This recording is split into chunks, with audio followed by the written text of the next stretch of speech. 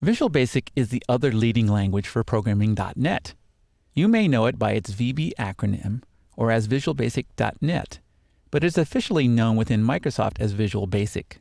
C# and VB share a lot of features and are more similar than different in .NET 4.0. According to my sources at Microsoft, these two languages are tremendously popular and account for the highest percentage of .NET programmers.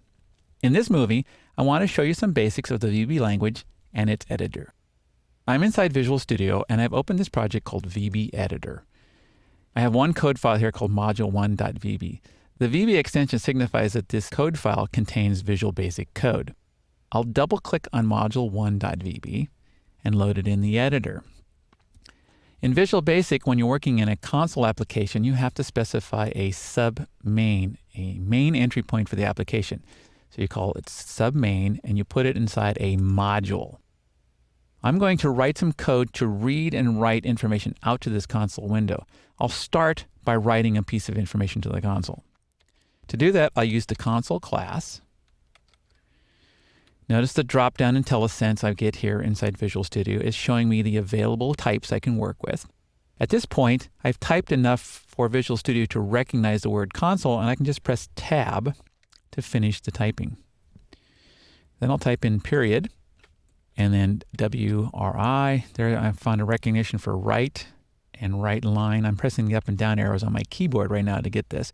Now I'm going to press the Enter key while right line is selected. Visual Basic knows that this is a method call, so it puts the open and close parentheses automatically on that line. This is something that VB does that C# editor does not do.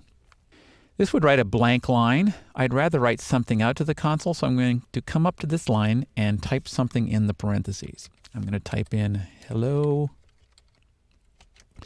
what is your name, question mark.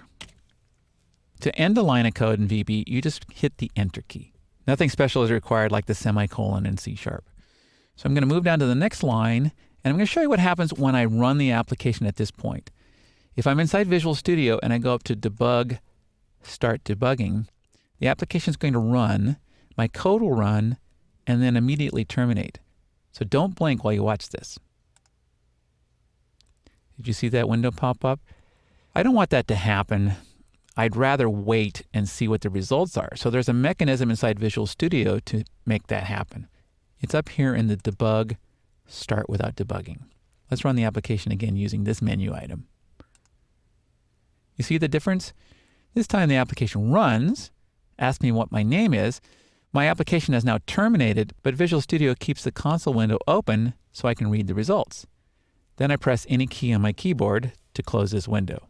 I'm going to press the space bar. I'd rather have my own code listening to the keystrokes, so I'm going to come down to line 9 on my computer and type in console.readLine.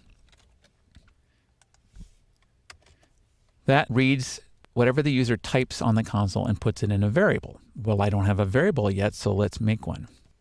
In Visual Basic, you use the dim keyword to declare a variable, like this. Dim name as string. Enter. I'm going to copy this console.readLine, paste it down here, Control V. And then I'm going to say on line 12 on my computer, name equal. So let's review what's happening. I'm writing this string to the console. I'm declaring a variable. I'm asking the user for their name, and I'm storing it in this variable.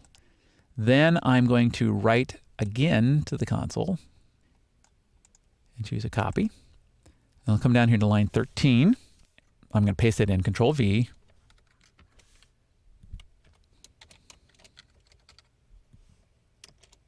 And then I'm going to concatenate this variable on the end. Concatenation just means taking two strings and putting the second string on the end of the first string. So I'm going to say hello, and then ampersand, which is the concatenation operator in Visual Basic, name. And then I'll wait for the user to close the application. Let's try this one. Debug, start debugging. I type in my name, Walt Richer, hit the Enter key. It mirrors that back to me. hello Walt Richer, and then it waits for me to press the enter key to terminate the application. Next, I'm going to show you how to declare a different type of variable. I'm going to say dim fs as new system.io.filestream. Right down here. I'm going to press the down arrow to move to FileStream and then press the enter key. What this is saying is declare a variable and instantiate an instance of this class, the FileStream class, and store the instance in this variable. Now to simplify my life, I can eliminate typing in system.io. So I'm going to delete this. Notice I get a blue squiggle at this moment because it doesn't recognize the class name. I'll then scroll up to the top of my code module and type in an import statement up here. Imports system.io. Make sure you spell it correctly. Now look at line 18 in my code. That blue squiggle that was under FileStream has disappeared. That signifies that it recognized that as a valid class. Putting this imports at the top of my code simplifies the body of my code document. So what I've showed you so far today is how to read and write from the console in Visual Basic. Obviously, teaching VB would take a course of its own. You'll see more examples of it later in this course.